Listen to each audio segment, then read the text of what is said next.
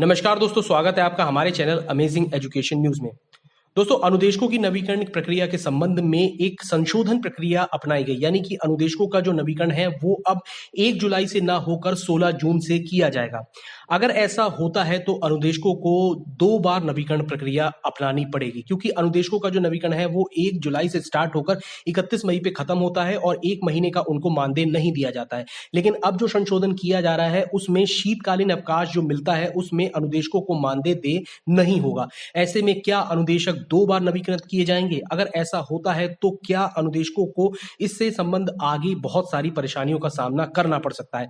इसके संबंध में विधिक टीम के द्वारा भी एक पोस्ट की गई और इस पोस्ट के माध्यम से उन्होंने पूरा सत्य बताया और बहुत सी ऐसी बातों को भी उजागर किया जो अनुदेशक ना करें, जिसके माध्यम से अनुदेशकों को बहुत सारी परेशानियों का सामना करना पड़ सकता है। देखिए, ये एक बहुत लंबी पोस्ट है, मैं आपको इसको बस एक शॉर्ट में ही समझा देता हूं कि आखिर विधिक टीम क्या कहना चाहती है। देखिए, सबसे पहली बात तो उन्होंने ये बताई है कि जिस तरीके से अनुदेशकों के जो अनुबंधन प्रक्रिया है उसमें संशोधन का विचार किया जा रहा है, यानी कि अब 16 जून से अनुदेशकों को नवीकृत किया जाएगा। अनुदेशकों की जो संविदा है वो 16 जून से स्टार्ट होगी।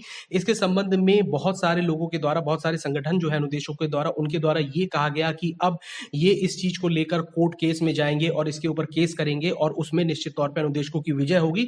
लेकिन ऐसा करने से अनुदेशकों को बहुत सारे नुकसान हो सकते हैं। इसके साथ साथ एक बात और बहुत अच्छी तरीके से कही गई कि जल्दबाजी में जो लोग हैं बहुत के बिना किसी जानकारी के, बिना कानूनी जानकारी रखे हुए बहुत से उच्च अधिकारियों से मिल रहे हैं और सरकार विरोधी बयानबाजी और हल्ला मचा रहे हैं। इतना बुरा प्रभाव पड़ रहा है इसका अनुदेशकों के ऊपर, जिसका आप अंदाजा भी नहीं लगा सकते हैं और इसका खामियाजा आगे जाके अनुदेशकों को भुगतना पड़ सकता है।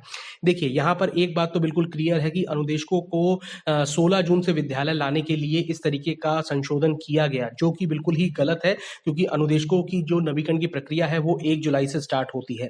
ऐसे में अनुदेशकों को 16 जून से ही विद्यालय बुलाकर उनको जो है बीच में मानदेय नहीं दिया जाएगा, जिससे उनको और ज्यादा कठिनाइयों का सामना करना पड़ेगा। ये बिल्कुल ही गलत है। इसका आप विरोध शांतिपूर्ण तरीके से भी कर सकते हैं। आपको किसी भी तरीके की विरोधाभासी बयानबाजी करने की जरूरत नहीं है, क्योंकि इसका आपके जो अनुदेशकों की छवि है उसके ऊपर बहुत बुरा प्रभाव पड़ना निश्चित है। और आप इन सब चीजों से बचें और बचने के बाद इस पूरी चीजों पर एक बहुत अच्छी तरीके से जो अनुदेशकों के संगठन है उनको विचार विमर्श करना चाहिए और उसके बाद एक सार्थक नतीजे पे पहुंचकर ही किसी भी प्रक्रिया को अपनाते हुए इसका विरोध करना चाहिए।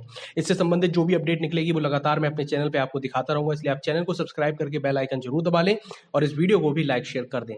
धन्यवाद।